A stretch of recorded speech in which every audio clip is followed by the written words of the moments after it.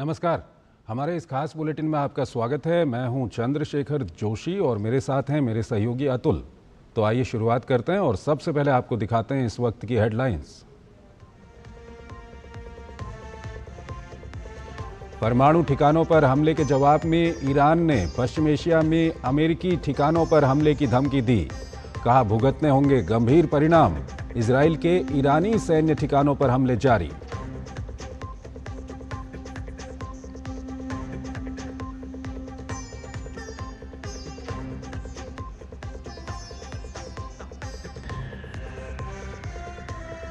Iran Israel संघर्ष से उपजे हालात पर बैठकों का दौर जारी।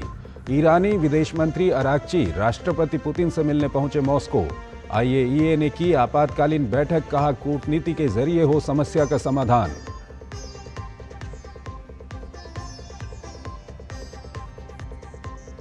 ईरानी संसद के होर्मुज को बंद करने के प्रस्ताव पर शीर्ष सुरक्षा परिषद लेगी अंतिम निर्णय। बढ़ते तनाव के बीच कच्चे तेल के दामों में बढ़ोतरी। शेयर बाजार पर भी दबाव का असर।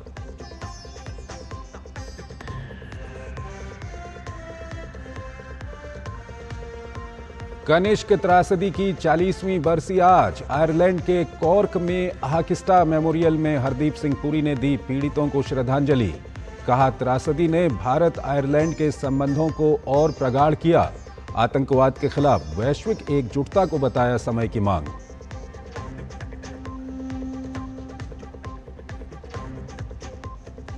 छत्तीसगढ़ के दौरे पर गृह मंत्री अमित शाह केंद्रीय अर्धसैनिक बल जवानों से किया संवाद। गृह मंत्री ने कहा जवानों का देश के प्रति समर्पण और कार्य अतुलनीय और असराहनीय।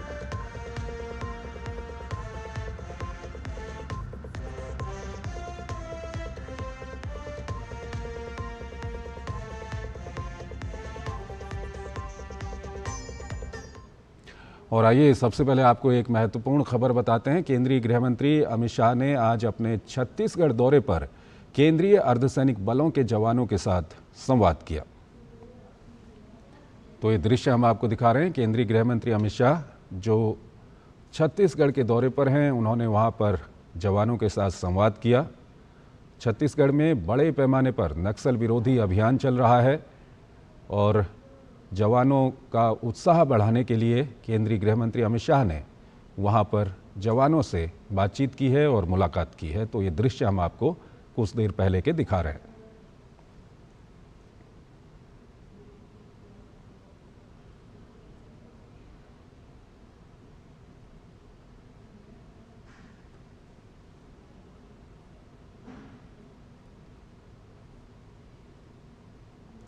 और आइए अब शुरुआत करते हैं। ईरान इजराइल के बीच जारी संघर्ष में अमेरिका की एंट्री के बाद से अब ईरान और अमेरिका में जुबानी जंग शुरू हो गई है।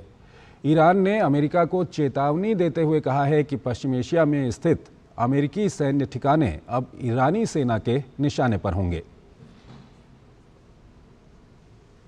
ये बयान अमेरिका की तरफ से ईरान के परमाणु ठिकानों पर किए गए बड़े हवाई हमलों के बाद सामने आया है, जिसमें अमेरिका ने तेहरान के परमाणु कार्यक्रम को नष्ट करने का दावा किया था।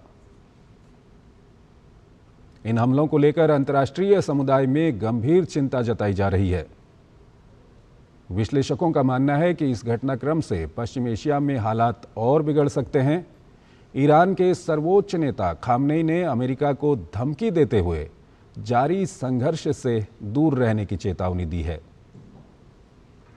ईरान ने कहा है कि अगर अमेरिका ईरान पर हमला करता है तो अमेरिका को गंभीर परिणाम भुगतने होंगे।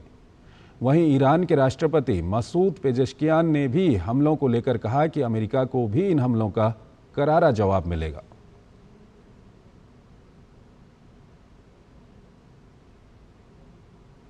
वहीं इजरायली डिफेंस फोर्सेस ने सोशल मीडिया एक्स पर ईरान में किए गए ताज़ा हमलों के बारे में जानकारी दी है।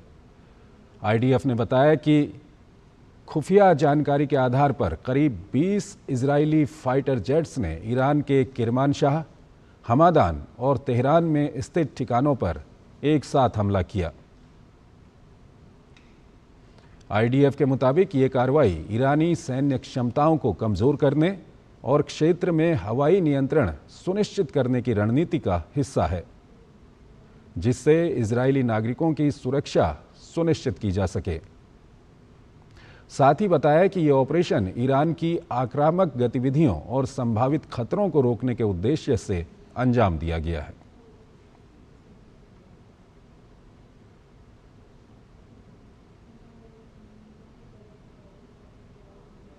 वहीं अमेरिकी राष्ट्रपति डोनाल्ड ट्रंप ने ईरान के 3 प्रमुख सैन्य ठिकानों पर अमेरिकी सैन्य हमलों के बाद ईरान में सत्ता परिवर्तन के संकेत दिए हैं।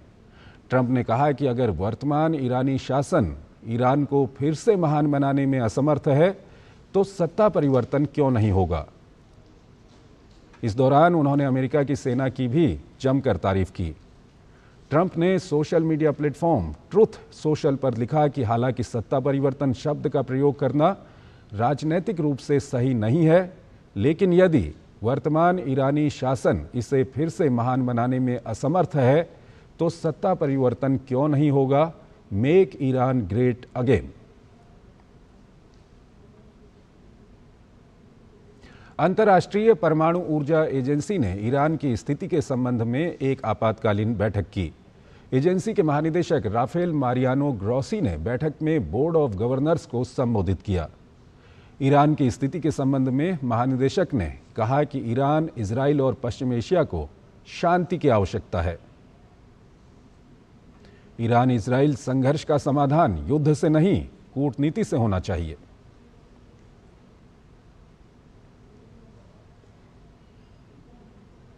We are meeting today in the midst of a serious conflict involving 3 IAEA member states, during which Iran's nuclear sites are coming under attack. The weight of this conflict risks collapsing the global nuclear non-proliferation regime. But there is still a path for diplomacy. We must take it. Otherwise, violence and destruction could reach unimaginable levels, and the global non-proliferation regime that has underpinned international security for more than half a century could crumble and fall. America के Iran पर किए गए हवाई हमलों के बाद संयुक्त राष्ट्र सुरक्षा परिषद ने कल एक आपात बैठक की। बैठक के दौरान रूस, चीन और पाकिस्तान ने एक साझा मसौदा प्रस्ताव पेश किया, जिसमें पश्चिम एशिया में तत्काल और बिना शर्त युद्ध विराम की मांग की गई। संयुक्त राष्ट्र में ईरान के राजदूत ने अमेरिका पर एनपीटी का राजनीतिक हथियार के रूप में इस्तेमाल करने का आरोप लगाया। वहीं अमेरिका की कार्यवाहक प्रतिनिधि ने कहा कि ईरान ने बातचीत की प्रक्रिया को लगातार बाधित किया है और वो क्षेत्रीय स्थिरता के लिए खतरा बन गया है। इजराइल के स्थायी प्रतिनिधि ने भी ईरान पर आरोप लगाते हुए कहा कि वो कूटनीति का दिखावा कर रहा है, जबकि वो मिसाइल निर्माण और यूरेनियम संवर्धन जैसे कार्यों में लगा हुआ है। साथ ही रूस के प्रतिनिधि ने अमेरिका की कार्रवाई की कड़ी आलोचना करते हुए कहा कि अमेरिका का ये हमला वैश्विक नियमों के खिलाफ है। बैठक के दौरान सुरक्षा परिषद में सदस्य देशों के बीच गहरे मतभेद देखने को मिले, जिससे क्षेत्रीय शांति और स्थिरता की राह और कठिन होती दिख रही है। ईरान की संसद ने उसके 3 परमाणु संयंत्रों पर अमेरिकी बमबारी के बाद तेल के समुद्री जहाज़ों के प्रमुख मार्ग होर्मुज जल डमरू मध्य को बंद करने की मंजूरी दे दी है। ईरानी सरकारी मीडिया ने बताया कि अंतिम निर्णय सर्वोच्च राष्ट्रीय सुरक्षा परिषद लेगी। रणनीतिक मामलों के जानकारों का कहना है कि ऐसा हुआ तो दुनिया भर में तेल की आपूर्ति बुरी तरह से प्रभावित होगी। होर्मुज जल डमरू मध्य को अगर बंद किया जाता है तो तेल की कीमतों में तेजी से इजाफा होगा और महंगाई भी बढ़ेगी। ईरान के नियंत्रण वाले इस प्रमुख समुद्री तेल मार्ग के जरिए खाड़ी देशों से दुनिया भर को तेल की सप्लाई होती है। एक अनुमान के मुताबिक दुनिया का 26% कच्चा तेल व्यापार इसी समुद्री मार्ग से होता है। अगर इसमें रुकावट आती है या फिर इसे बंद किया जाता है तो इसका असर अमेरिका समेत तमाम यूरोपीय देशों के साथ ही भारत पर भी देखने को मिल सकता है। खबरें भी और भी हैं, लेकिन पहले एक छोटा सा ब्रेक।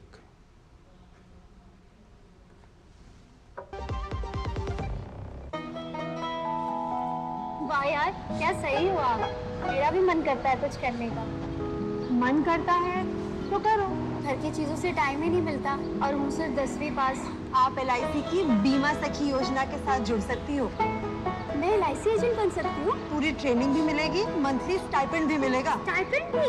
ऊपर से कमीशन अलग। LIC बीमा सखी योजना से जुड़ने के लिए अपनी नजदीकी LIC शाखा से संपर्क करें। LIC बीमा सखी योजना, अपनी शुरुआत अपने हिसाब से। जब धरती चीर कर निकलता है लोहे का पत्थर और मिलता है मोंगिया के जोश से, फिर तपता है, पिघलता है और बनता है फौलाद। अब होता है सरिया सारी खूबियों के साथ। मोंगिया स्टील, मजबूत देश का मजबूत सरिया। जो लक्ष्य चुना था समझ आने लगा है। GLA यूनिवर्सिटी, उच्च लक्ष्य की निश्चित प्राप्ति। स्वागत है आपका ब्रेक के बाद। कनिष्क त्रासदी की आज 40वीं बरसी है। आयरलैंड के कॉर्क स्थित आहकिस्टा मेमोरियल में केंद्रीय मंत्री हरदीप सिंह पुरी ने पीड़ितों को श्रद्धांजलि अर्पित की। इस दौरान आयरलैंड के PM M मार्टिन भी श्रद्धांजलि सभा में शामिल हुए। 23 जून 1985 को एयर इंडिया की फ्लाइट 182 को कनाडा स्थित खालिस्तानी आतंकी संगठन बब्बर खालसा ने बम विस्फोट से उड़ा दिया था।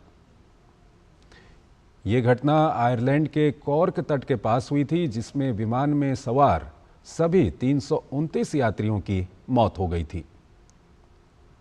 ये अब तक की सबसे घातक आतंकवादी घटनाओं में से एक मानी जाती है, जिसने न केवल भारत बल्कि कनाडा और आयरलैंड समेत पूरे अंतर्राष्ट्रीय समुदाय को झकझोर कर रख दिया था।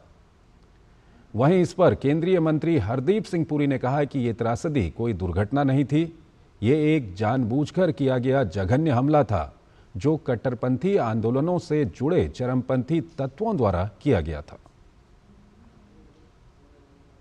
We are gathered here today with deep sorrow and heavy hearts to remember the 329 innocent lives that perished on that fateful day, June 23rd, 1985, exactly 40 years ago. The tragedy was not an accident. It was a deliberate, heinous attack carried out by extremist elements associated with fringe and radical movements who sought to weaken and still seek to weaken countries by such actions through terror. आगे केंद्रीय मंत्री हरदीप सिंह पुरी ने कहा कि आतंकवाद और उग्रवाद आज भी एक बहुत बड़ा खतरा बना हुआ है, जिसे कई देश बहुत अच्छी तरह जानते हैं। Terrorism and extremism remain a very real present-day threat, one that many of our countries know very well. What is often forgotten is the terrorist takes away the most fundamental of rights, the right to life. And whether the act is committed on 9/11 or 26/11 or Pahalgam, the effects are exactly the same. Innocent lives of people who have nothing to do with the differences that might emerge end up laying down their lives. प्रधानमंत्री नरेंद्र मोदी ने doctor Shyama Prasad Mukherjee को उनके बलिदान दिवस पर नमन किया। PM Modi ने X पर लिखा कि डॉक्टर श्यामा प्रसाद मुखर्जी को उनके बलिदान दिवस पर कोटि कोटि नमन। उन्होंने देश की अखंडता को अक्षुण्ण रखने के लिए अतुलनीय साहस और पुरुषार्थ का परिचय दिया।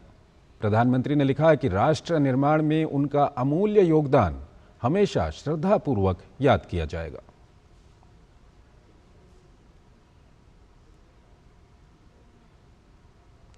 केंद्रीय गृह मंत्री अमित शाह ने डॉक्टर श्यामा प्रसाद मुखर्जी के बलिदान दिवस पर उन्हें नमन करते हुए सोशल मीडिया प्लेटफॉर्म X पर लिखा, देश की एकता, अखंडता और सांस्कृतिक राष्ट्रवाद के पुरोधा डॉक्टर श्यामा प्रसाद मुखर्जी जी के बलिदान दिवस पर उन्हें श्रद्धापूर्वक नमन। डॉक्टर मुखर्जी जी राष्ट्रीय एकता के सच्चे सूत्रधार थे। उन्होंने पश्चिम बंगाल और जम्मू कश्मीर में विभाजनकारी तत्वों से कभी समझौता नहीं किया और सत्ता को तिलांजलि देकर नेहरू मंत्रिमंडल से इस्तीफा दे दिया।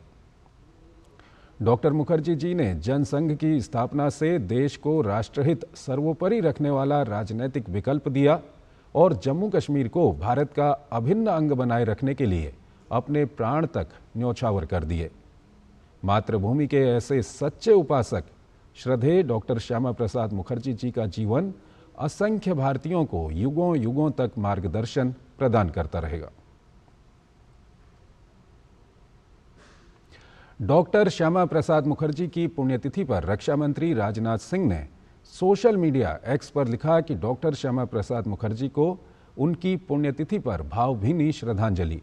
एक प्रतिष्ठित राजनेता, विद्वान और देशभक्त, उन्होंने अपना जीवन भारत की एकता और अखंडता की रक्षा के लिए समर्पित कर दिया। उनके आदर्श राष्ट्र निर्माण के लिए प्रतिबद्ध पीढ़ियों को प्रेरित करते रहेंगे। केंद्रीय मंत्री और भाजपा के राष्ट्रीय अध्यक्ष जेपी नड्डा ने भाजपा मुख्यालय में डॉक्टर श्यामा प्रसाद मुखर्जी की पुण्यतिथि पर पुष्पांजलि अर्पित की। इस दौरान जेपी नड्डा ने कहा कि पश्चिम बंगाल, पंजाब और असम को भारत का अहम हिस्सा बनाने में श्यामा प्रसाद मुखर्जी का सबसे बड़ा योगदान रहा है।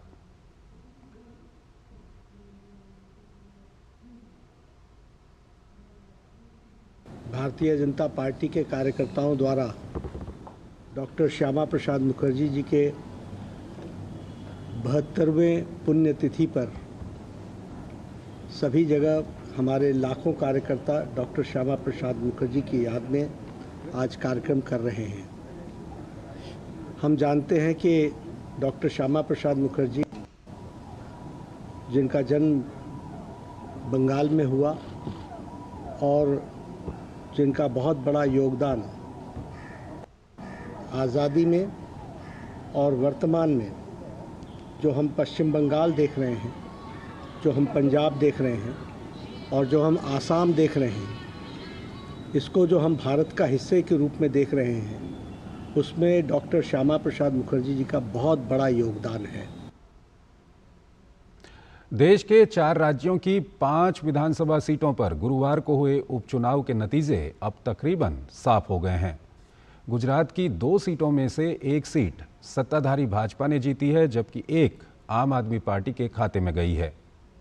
कड़ी विधानसभा सीट से भाजपा के राजेंद्र कुमार दानेश्वर चावड़ा उर्फ राजू भाई ने कांग्रेस के रमेश भाई चावड़ा को 39,000 से अधिक मतों से पराजित किया, जबकि गुजरात के विसावदर विधानसभा सीट पर आम आदमी पार्टी के गोपाल इटालिया ने भाजपा के किरीट पटेल को 17,500 मतों से पराजित किया। केरल की नीलांबूर विधानसभा सीट पर कांग्रेस के ए शौकत ने माकपा के एम स्वराज को 11,077 वोटों से हराया। उधर पंजाब की लुधियाना वेस्ट सीट से सत्ताधारी आम आदमी पार्टी के संजीव अरोड़ा ने कांग्रेस के भारत भूषण आशु को 10,637 मतों से हराया। पश्चिम बंगाल की कालीगंज विधानसभा सीट पर सत्ताधारी तृणमूल कांग्रेस की अलीफा अहमद भाजपा के आशीष घोष से 22 राउंड की गिनती के बाद 50,000 से भी अधिक मतों से आगे चल रही हैं। कालीगंज में अभी एक और राउंड की गिनती बाकी है। भारतीय लागत लेखाकार संस्थान ICMAI का 12वां राष्ट्रीय छात्र दीक्षांत समारोह आज नई दिल्ली के विज्ञान भवन में आयोजित किया गया। कार्यक्रम में मुख्य अतिथि के रूप में राष्ट्रपति द्रौपदी मुर्मू ने शिरकत की।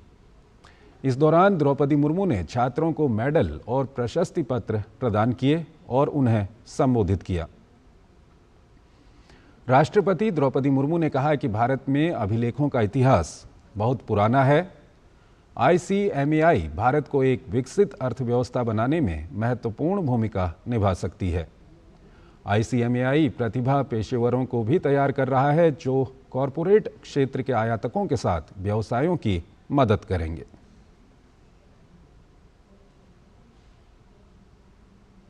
Accounting has a long history in India. Kautilya's Arthashastra offers detailed guidance on account keeping not only for the kingdom's treasury but also for its manufacturing units. It speaks of the cost factor too, and its lessons can be easily applied to today's governments and private corporations. Throughout history, accountants have enjoyed high esteem in our society. This institute is the largest cost and management accounting body in the world, with about 1 lakh qualified CMAs and around 5 lakh students pursuing the CMA course. It has also been nurturing talent, producing cost accounting professionals who help businesses achieve cost competitiveness. कर्मचारी भविष्य निधि संगठन EPFO ने अप्रैल 2025 के लिए अपने अनंतिम payroll आंकड़े जारी किए हैं। इन आंकड़ों के अनुसार अप्रैल माह में कुल 19,14,000 नए सदस्य EPFO से जुड़े हैं। ये मार्च 2025 की तुलना में 31.31% की उल्लेखनीय वृद्धि को दर्शाता है। EPFO के अनुसार वर्ष दर वर्ष तुलना में भी अप्रैल 2024 की तुलना में इस वर्ष पेरोल में 1.17% की वृद्धि दर्ज हुई है, जो देश में रोजगार के अवसर बढ़ने और सामाजिक सुरक्षा के प्रति लोगों की जागरूकता में इजाफा होने का संकेत देता है।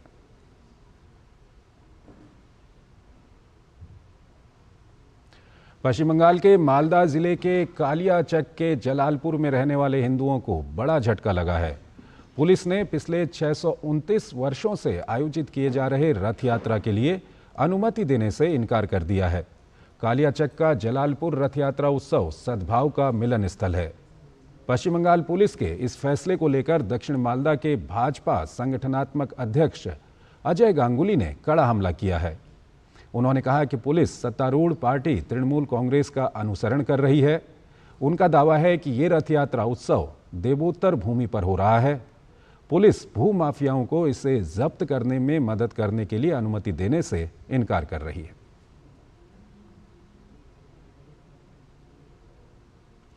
राष्ट्रीय स्वयंसेवक संघ की प्रतिवर्ष होने वाली अखिल भारतीय स्तर की प्रांत प्रचारक बैठक इस वर्ष दिनांक 4, 5 और 6 जुलाई 2025 को देश की राजधानी दिल्ली में आयोजित हो रही है।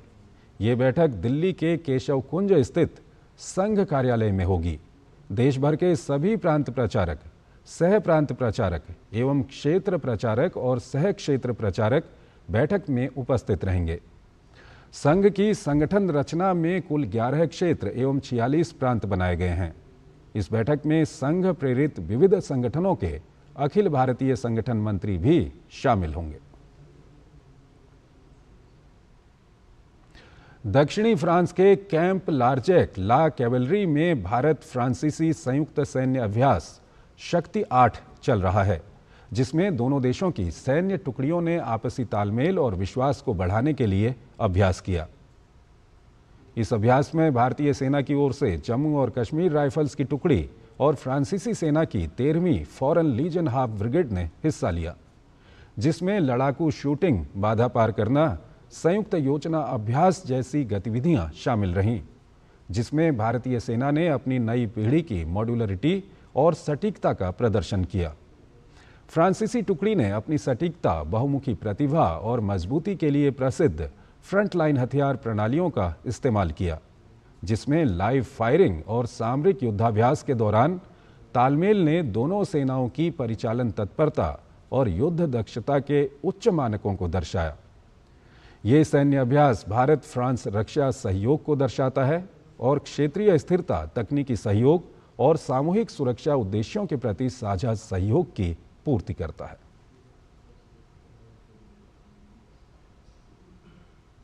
तो इस बुलेटिन में फिलहाल इतना ही। आप बने रहिए डीडी न्यूज़ के साथ। नमस्कार।